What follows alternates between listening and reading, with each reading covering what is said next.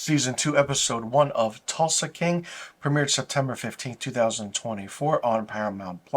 The episode runs for 42 minutes long, and it stars Sylvester Stallone as Dwight the General Manfredi, a capo for a mob family, the Inverisi family, who is sent to Tulsa after serving 25 years in prison for murder. Now, this episode at the beginning does have a recap of the entirety of season 1. If you haven't seen season 1, do so. This is a very, very well written show. Now, episode 1 starts right off after the season finale of season 1.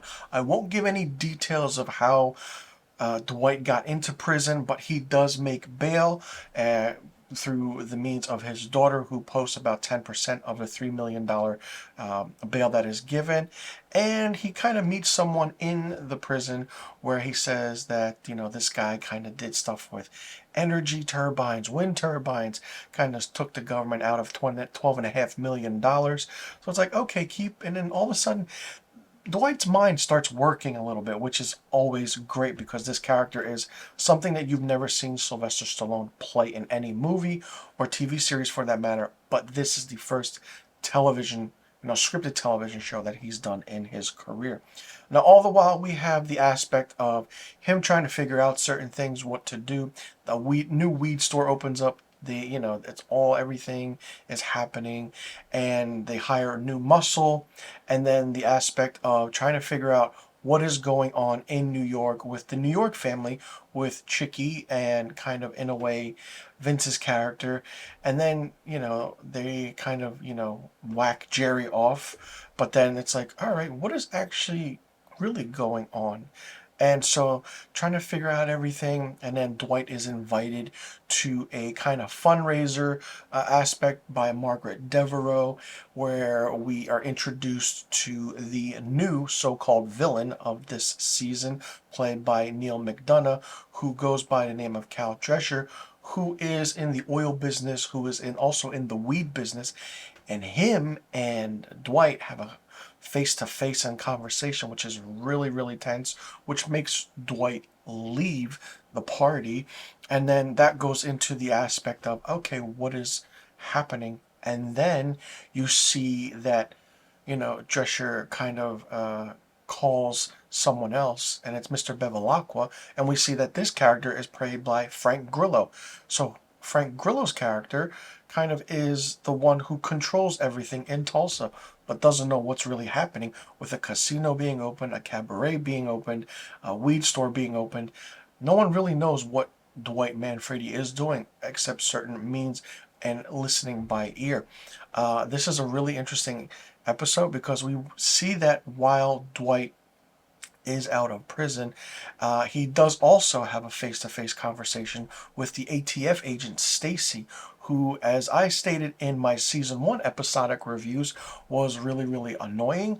Really just needed to, catch Dwight because she needed that affirmation of being the agent that could catch someone. And when that reveal happened, it's like, oh, okay. Dwight has a face-to-face with Stacy and says that you did what you had to do. That's fine, but you were used and you were set up, and that was it. And then he just leaves.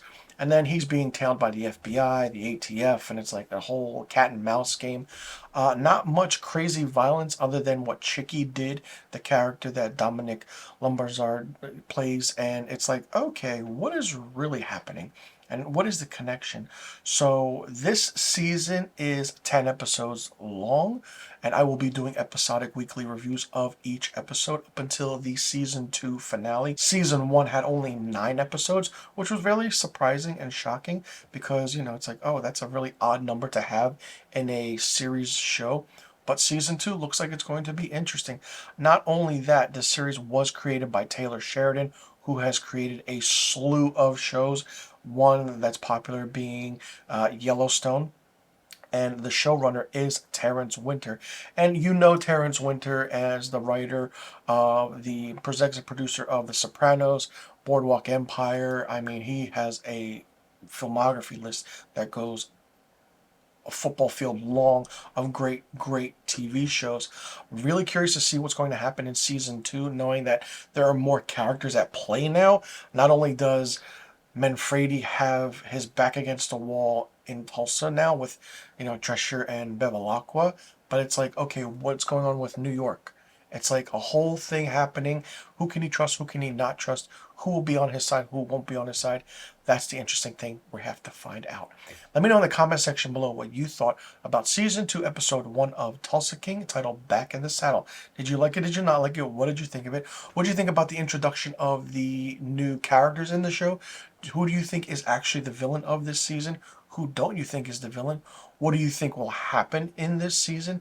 And how do you think everything will happen around Dwight Manfredi, and will he absolutely have control over things, or will it just fall apart once again because he trusts people too much?